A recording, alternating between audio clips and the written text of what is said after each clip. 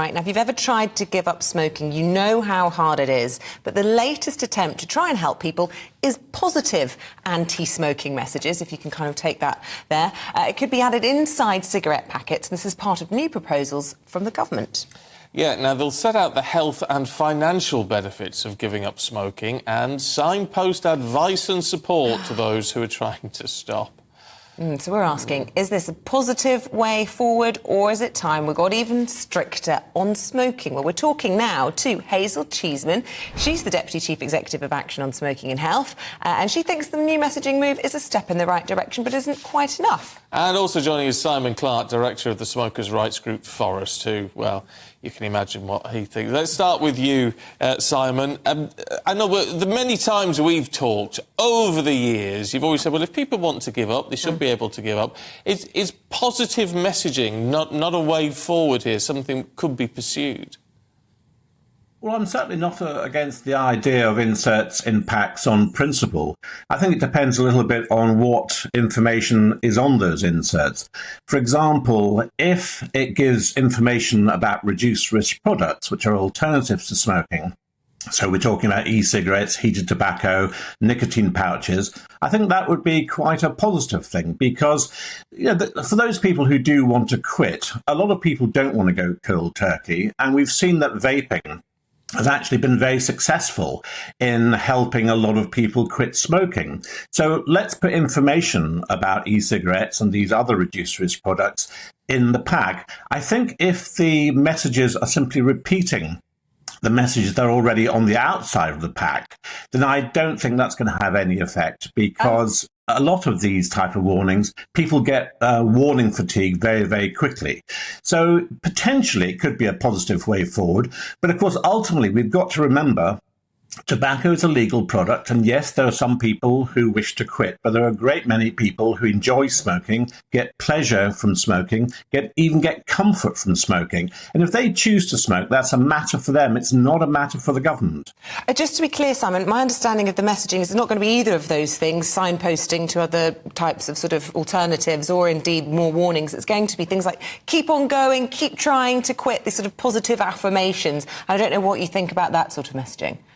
Well, I have to say that sounds so patronising, and I don't think it's going to have much effect if that's the route we go down.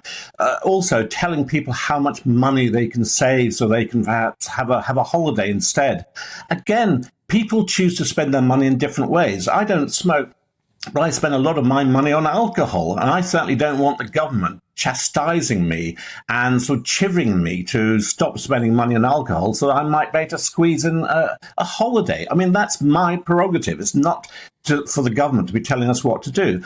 But I think there are positive messages that could be put on these inserts, but the government's got to be very careful which way it goes, because I do think smokers are fed up being told what to do. Hazel, what do you make of that? Well, I think the evidence suggests it will be a really positive move to support more people to stop smoking.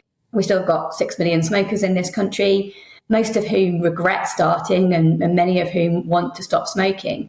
And these messages, as you say, they'll be positive messages. They'll be affirming what the benefits would be of stopping smoking. And as I understand it, they would connect people to, the best ways of stopping smoking, where they can get support, where they can get advice.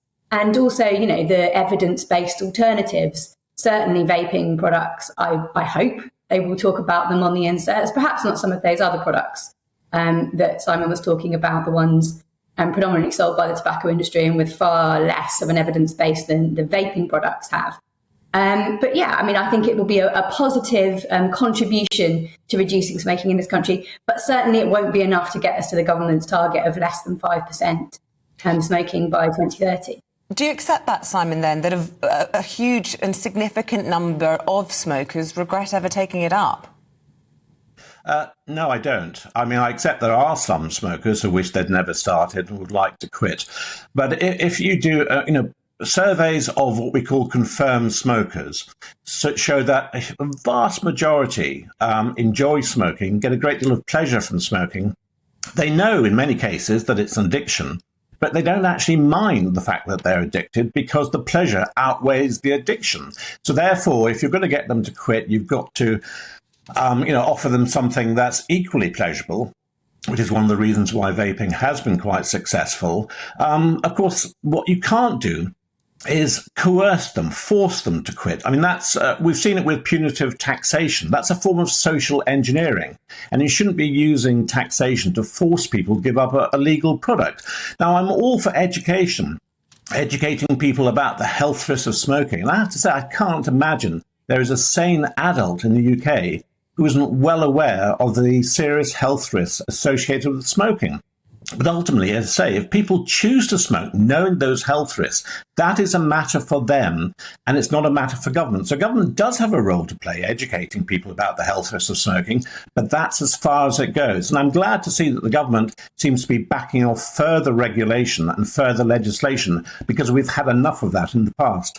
But Hazel, if you sort of like the idea of these inserts, but you say it's going to miss the government's target, what should the government actually be doing to bring the number of smokers down? Well, I mean, the government should be introducing a combination of further regulation and more investment in services to help people stop smoking. And we need funding to help deliver those services. And we think that funding should be levied from the tobacco industry. They're massively profitable. They've got enough money to be funding Simon's organisation, for example. So, we think that money should come from the tobacco industry, and we can use it to help the many people who do want to stop smoking. And I totally refute Simon's point that the majority of smokers don't regret starting, because representative surveys of the population absolutely contradict that. And, there's no pleasure to be found in the many, many illnesses which smoking causes, lung cancer, COPD, cardiovascular disease. There is no pleasure to be found in these diseases. And when people become sick from smoking, they absolutely regret the fact that they, developed that addiction in childhood, by and large, will have struggled many times to try and stop smoking, but won't have been successful before they got unwell. And that is not a pleasure that most smokers would recognise. A final thought from you then, Simon. She refutes your argument on that. Presumably you reject her argument. You've already said you're not in favour of more regulation, but what about further levies, as she suggests, on the tobacco industry? Well, the problem is, if you introduce a tobacco levy, it'll be passed on to the consumer. So that'll push the price of cigarettes up, and then they're already at an exorbitant level. And of course, the vast majority of smokers are in lower socio-economic groups. So you'll be punishing people who can least afford it. I don't think that's the way forward. And I think this whole idea of having a target of a smoke-free sort of nation by 2030 is absolute nonsense. I mean, it's quite clear we're not going to achieve that target anyway. But the government shouldn't set a target like that, because it simply encourages coercive policies. And as I say, I'm quite pleased that the government, in its recent announcements, have emphasised the importance of personal responsibility. And this is what this comes down to. Educate people about the health risks of smoking, but ultimately it's down to freedom of choice and personal responsibility. OK. Simon Clarke, Hazel Cheeseman, good to see you both this morning.